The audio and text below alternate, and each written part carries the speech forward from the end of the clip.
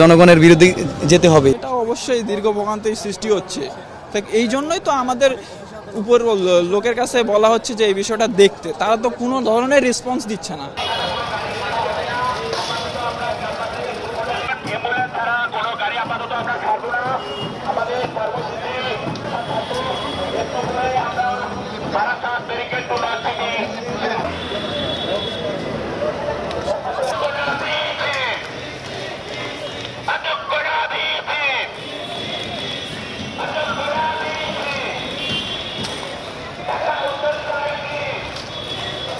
আমাদের আজকের কর্মসূচি 3 দফা।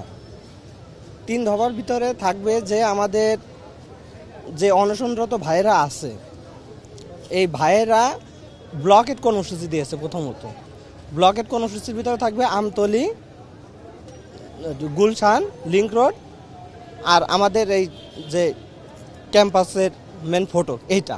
তো এইখানে আমাদের যে যৌক্তিক দাবিগুলো আছে, সেই দাবিগুলো মেনে নেওয়ার জন্য তাদের যে সিদ্ধান্ত তারা দিয়েছে উপদেষ্টা পরিষদ, ওই উপদেষ্টা পরিষদের আমরা সিদ্ধান্তকে আমরা উপেক্ষা করছি। আমাদের কার্যক্রম চলবে কিভাবে চলবে আপনারা দেখলেই বুঝতে পারবেন, কারণ আমাদের কোনো এখন পর্যন্ত কোনো কিছুই তারা ভালো করে দেখতেছে না।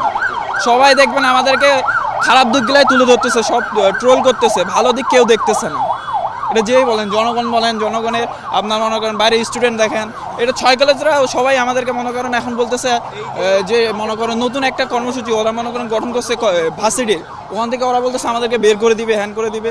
এটা যে যার মতন বলতেছে, এটা বিভিন্ন ট্রোলে যাচ্ছে। এটা অবশ্যই দীর্ঘ ভোগান্তির সৃষ্টি হচ্ছে। এই জন্যই তো আমাদের উপর লোকের কাছে বলা হচ্ছে যে এই বিষয়টা দেখতে, তারা তো কোনো ধরনের রেসপন্স দিচ্ছে না। দাবি পূরণ করতে হলে আপনাকে হচ্ছে কি ভোগান্তি পোহাতে হবে, জনগণের বিরুদ্ধে যেতে হবে। দাবি পূরণ করতে হলে আপনাকে রাস্তায় নামতে হবে, আর রাস্তায় নামলে জনগণের ভোগান্তি হয়। সেক্ষেত্রে আমি যদি জুলাই বিপ্লবের কথা বলি, জুলাই বিপ্লবে আমরা যখন প্রথমে রাস্তায় নেমেছিলাম তখনও হচ্ছে কি জনগণ ভোগান্তিতে পড়েছিল, হ্যাঁ, এবং হচ্ছে কি আপনার বিপরীত প্রতিক্রিয়া দেখিয়েছিল। পরবর্তীতে জনগণ নিজেরাই আমাদের পাশে দাঁড়িয়েছিল।